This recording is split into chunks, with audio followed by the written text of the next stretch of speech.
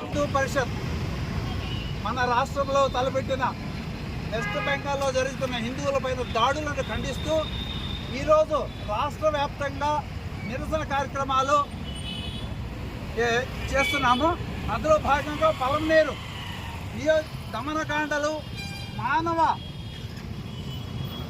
మానభంగాలు ఇలాంటివి కొల్లలు చేస్తున్నారు. క్షమించరాని విధంగా చేస్తున్నారు. హిందువులు చాలా వరకు సౌమ్యులు, అందరూ బాగుండాలి అని కోరుకునేది ఒక హిందూ ధర్మం యావత్ ప్రపంచంలో. అలాంటి హిందూ ధర్మం పైన దాడులు చేస్తుంటే ఎవరూ ఖండించలేకపోతున్నారు. ఇది సిగ్గుచేటు, యావత్ ప్రపంచానికి మానవాళికే సిగ్గుచేటు. ముస్లిం అమ్మాయికి అత్యాచారం చేసినారంటే అందరూ హిందువులు ఇక్కడ జమ కూడి క్యాంటీన్ ర్యాలీ చేశాం ఆ అమ్మాయికి ఆత్మశాంతి కలగాలని. అలాంటిది బెంగాల్లో జరుగుతున్న దమనకాండని ఖండించాల్సిన బాధ్యత యావత్ భారతదేశ ప్రజలపైన ఉంది. దీంతో మతాలకు అతీతంగా ఖండించాలి. ఇది ఎవరో ముస్లింలని, హిందువులని, క్రిస్టియన్లని కాదు. ఎవరికి జరిగిన అన్యాయాన్ని ఖండించడం భారతదేశంలో ఉన్న ప్రతి ప్రజల యొక్క ముఖ్య ఉద్దేశం. ఇది ఖండించినప్పుడు డివైడ్ అండ్ రూల్ అయిపోతుంది, భారతదేశం విచ్ఛిన్నం అవుతుంది, చాలా ఇబ్బందులు ఎదుర్కోవాల్సి వస్తుంది. ఆర్థికంగా కూడా మనం చాలా నష్టపోతాం. కావున దయచేసి రాజకీయ నాయకులారా వెస్ట్ బెంగాల్లో జరుగుతున్న దమనకాండను ఖండించాలి. రాష్ట్రపతి పాలన ఇమ్మీడియట్గా ఏర్పాటు చేయాలి. రాష్ట్రపతి పాలన పెట్టాలి. అక్కడ మమతా బెనర్జీని సీఎం పదవి నుంచి తొలగిస్తూ ఆమెను అరెస్ట్ చేయాలి. ఆమె చేసిన అకృత్యాలు అన్నీ కాదు, కొల్లలు వందలు దాటున్నాయి. ఇంకా క్షమించకూడదు. అహింసో పరమో ధర్మ అన్నారు. అంతవరకే మన హిందువులకు నేర్పించారు. ఇది క్షమించడానికి ధర్మం. ధర్మహింస తదైవచ. మన ధర్మానికి ఎక్కడ ఇబ్బంది కలుగుతుందో అక్కడ ఆడ, మగ, పెద్ద, చిన్న, పిల్ల, వృద్ధులని లేకుండా మన ధర్మాన్ని కాపాడడం భారతదేశంలో పుట్టిన ప్రతి ఒక్క భారతీయుడి బాధ్యత. దయచేసి ఆలోచించండి, అందరూ సహకరించండి. ఈ దమనకాండను నిలుపుదల చేయాలి. మమతా బెనర్జీని తప్పకుండా అరెస్ట్ చేసి కఠినంగా శిక్షించాలి. బెంగాల్లో ఉన్న హిందువులను కాపాడాలి. వాళ్ళ పైన జరిగే దౌర్జన్యాలను అరికట్టాలి.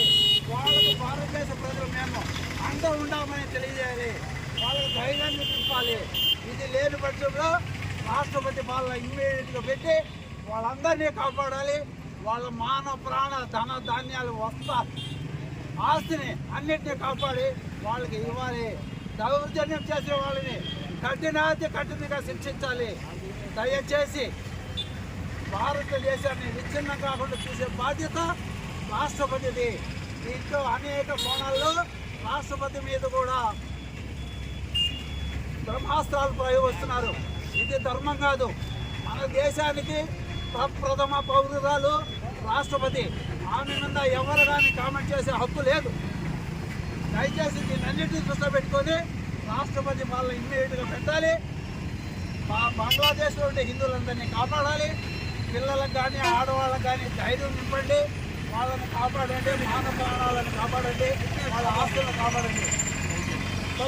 భారత్ మాతాకి బెంగాల్ తరఫున ఎక్కడైతే మన హిందువుల పైన హింసాకాండ చెలరేగిపోయి వెంచరేపోతున్నటువంటి మమతా బెనర్జీ యొక్క రాష్ట్రంలో ఆ యొక్క రాష్ట్రంలో జరుగుతున్న హిందువుల పైన ఒప్పినట్టు కాదు, కేవలం 5 రోజులు పుట్టిన బిడ్డను కూడా తరిమి కొట్టే పరిస్థితికి వచ్చినారు.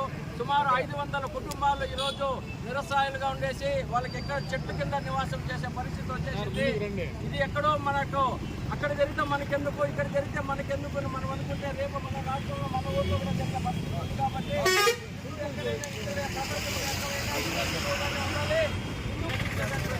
ముందుగా ఉండాలి. ఎక్కడ వెస్ట్ బెంగాల్లో జరిగిన మనకెందుకు అనుకుంటే మనకు రేపు మన గ్రామంలో కూడా జరిగే పరిస్థితి, మన రాష్ట్రంలో కూడా జరిగే పరిస్థితి. కాబట్టి ప్రతి ఒక్క హిందువులు తెలియజేస్తున్నది ఏమంటే ఎక్కడో ఎవరికో ఏమైనా జరిగితే మనకెందుకు అనుకున్నాం. గతంలో కాశ్మీర్లో జరిగినప్పుడు పండిట్లు ఊచకోత కోసినప్పుడు మనకెందుకు అనుకున్నాం. కేరళలో జరిగితే ఊచకోత జరిగితే మనకెందుకు అనుకున్నాం.